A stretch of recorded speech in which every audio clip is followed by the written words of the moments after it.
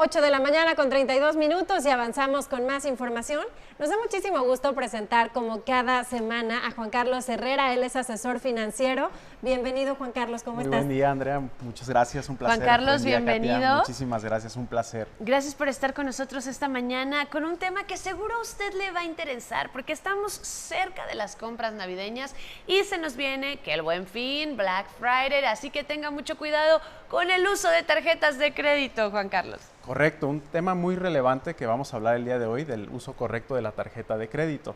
Y en realidad lo platicábamos la semana pasada de por qué era importante hacer un presupuesto, ya que nos daba también el entendimiento de cuánto era lo que estábamos percibiendo, cuánto era lo que también ya teníamos como gastos fijos, pero también entender cuál es la capacidad que tenemos de ahorro y de endeudarnos, ¿no? Y la tarjeta de crédito como tal, no quiero que la veamos como un mal instrumento financiero, que no le tengamos este miedo, porque en realidad nos puede ayudar también a apalancarnos ya sea en nuestro negocio, en nuestro trabajo o bien en nuestro hogar, ¿no? Entonces, lo que sí es muy importante que la gente sepa que dándole un uso correcto a la tarjeta de crédito, inclusive, fíjense, podríamos tener un financiamiento de hasta 50 días de la compra que yo realice. Oye, ¿y cuántas tarjetas de crédito tú recomiendas tener? Porque una cosa es tener una y darle buen uso, pero hay quien tiene 5, 6, 10. ¿Cuánto es lo recomendable? Mira, qué buena pregunta.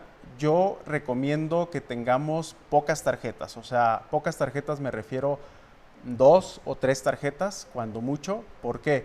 Porque también es importante que cada que corte la tarjeta hagamos una revisión minuciosa del estado de cuenta, para poder entender cuáles son aquellos cargos que nos están realizando y que de cierta forma no nos metan tampoco un gol donde estemos pagando algo que no tenemos ni idea de que lo estábamos pagando durante una cantidad de tiempo interesante. Y es que sí sucede, de repente decimos, sí compré, pero no nos damos el tiempo para hacer esas revisiones, como tú lo dices, y suelen ser cargos pequeñitos, que a lo mejor no son tan representativos como un monto más alto, pero sí, efectivamente, te van subiendo y subiendo y subiendo, y de 200, 300 pesos, evidentemente la deuda nunca va a terminar. Correcto. Y algunas claves que tenemos para nunca pagarle un interés a una tarjeta de crédito es que tenemos que entender cuál es nuestro monto de crédito. A pesar de que el banco te pueda seleccionar para poderte otorgar una línea muy amplia, a lo mejor de 100,000 pesos, tú debes de entender hasta cuánto es lo más que te puedes endeudar o puedes tomar de esa tarjeta, porque si no, entonces ahí viene un problema, porque no vamos a tener la capacidad de pagarla. Justamente esa era mi siguiente pregunta. ¿Qué es el apartado que debemos de pagar en nuestra tarjeta de crédito? Porque dice pago total, pago para no generar intereses y pago mínimo. ¿Qué sucede si pago cada una de estas y cuál es el mejor, la mejor opción? Mira, entender que un pago mínimo para no generar interés, si nosotros estamos acostumbrados a ser totaleros, como se le llama, no vamos a pagar un solo peso de interés, porque entonces estaremos cubriendo tanto las compras que hicimos en el mes facturado, como las compras que tenemos a plazos o a meses sin intereses. Cuando nosotros, en cambio, decidimos únicamente estarle aportando el pago mínimo, en el pago mínimo solamente nos va a generar un interés, obviamente, estar pagando a través de este pago mínimo, pero lo que no nos va a generar a lo mejor es un recargo por morosidad, pero definitivamente también apostarle a los pagos mínimos va a hacer que la deuda se vuelva impagable en un plazo de tiempo. En algún momento va a ser tanto el interés que ya va a ser incosteable hacer ese tipo de pagos. Correcto.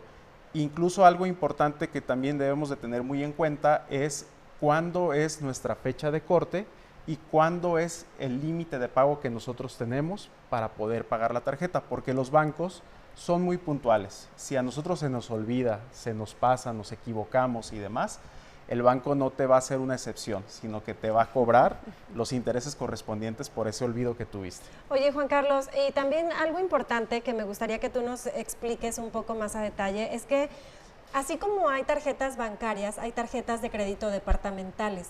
Esto tendríamos que sumarlo también a nuestros gastos mensuales y es decir, no sobrepasar ese límite que tenemos de pago. Correcto. Siempre es importante que nosotros no hagamos compras compulsivas y abusemos de los meses sin intereses, porque Lo cierto es que a pesar de que nosotros al diferimiento de esos pagos los vemos como mínimos, hay que entender que se van acumulando y se van acumulando y llegan a formar pagos luego que no podemos o que ya no podemos salir adelante y poderlos realizar los pagos para no generar intereses. Ahora, con este nuevo estado de cuenta que nos está llegando tanto de tarjetas departamentales como tarjetas de crédito, se tiene la obligación de que te muestren en un estado de cuenta universal cuál es el CAT que tiene tu tarjeta y cuáles son los CAT que tienen también otras tarjetas para que tú puedas tener una comparación. ¿A qué me refiero? Tú debes de revisar cuáles son los intereses que te cobra esa tarjeta que tú tienes, cuáles son las comisiones que también genera esa tarjeta, así como los seguros. A esto le vamos a conocer como un costo anual total, que es el famoso CAT. Y hice un análisis del 2023 hacia el 2024 en cuanto a los CATs de todas las tarjetas que hoy existen en el mercado, y tenemos que las más altas llegan a tener un CAT de un 119%, las más altas, y las más bajas tienen un CAT del 22%. ¿Qué sucede? Que cuando ya estamos emproblemados con una tarjeta, donde solamente le estamos pagando los mínimos a esa tarjeta y que sabemos que tenemos un CAT muy elevado, entonces vale la pena que antes que entremos en una morosidad y que tengamos una calificación negativa en nuestro buró de crédito y que ya no podamos ser sujetos a un nuevo crédito, busquemos contratar una nueva tarjeta con un CAT menor, con la finalidad de transferir la deuda de la otra tarjeta más alta a la nueva tarjeta, con la finalidad de que no paguemos tantos intereses. Justamente me gustaría preguntarte, en adquirir otro tipo de tarjetas como las tarjetas hoy digitales de los bancos, bueno, de las instituciones fintech, que hoy pues conocemos a través de las plataformas que hacen o sea, que te reparten comida o que puedes tú solicitar algún transporte. Esas ya tienen sus propias tarjetas, pero son tarjetas digitales, digamos, instituciones digitales que te harán llegar tu plástico, pero ¿qué tan confiables son o qué tan viables? Mira, la verdad es que vienen con una propuesta muy buena. Regularmente tienen CATs muy bajos, este tipo de neobancos. Pero, digo, como todo, es importante siempre estar conscientes, como les decía, de cuándo es mi fecha de corte y cuándo es mi límite de pago. A veces por la comodidad o la practicidad de tener una institución bancaria en la esquina de nuestra casa, pues bueno, nosotros acudimos ahí, se nos hace más fácil. Cuando aterrizamos en estos bancos digitales, pues bueno, tenemos que también estar sumados a la cuestión digital para poder no atrasarnos, ¿no? Como tal.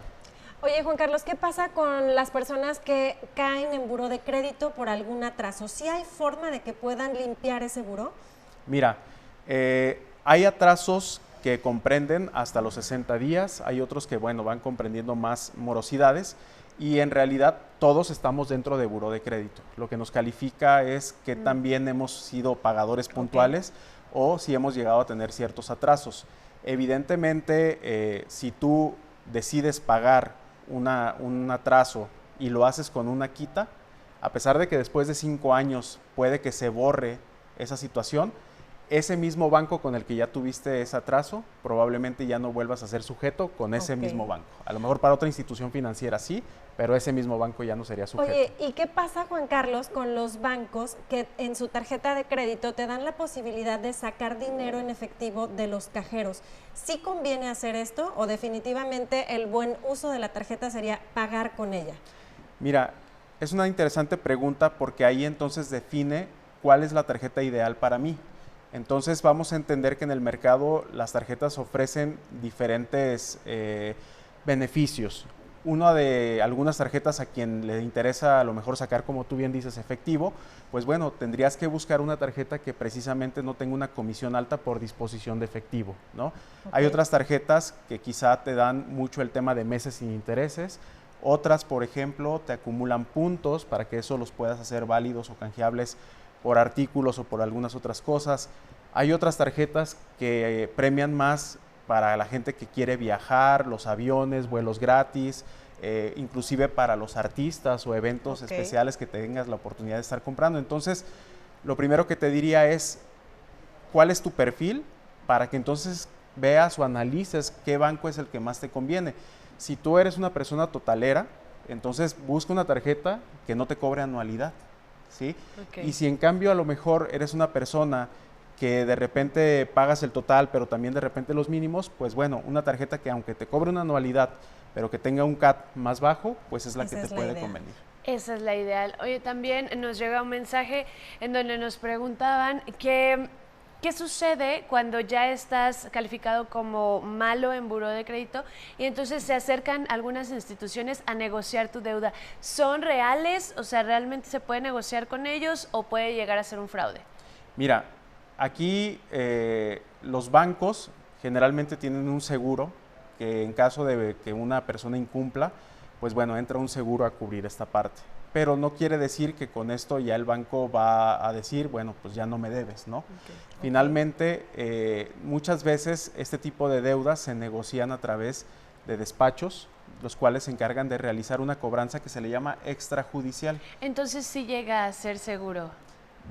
Sí, sí, o sea, no es un fraude, pues. Sí, no, o sea, los bancos negocian con estos despachos para que realicen la cobranza y les facultan también de poderles otorgar ciertos descuentos. Excelente. Perfecto. Juan Carlos Herrera, muchísimas gracias por haber estado el día de hoy con nosotros. Me gustaría que rápidamente, antes de irnos, nos recuerdes tus redes sociales y forma de contacto. 10 segunditos. Claro que sí.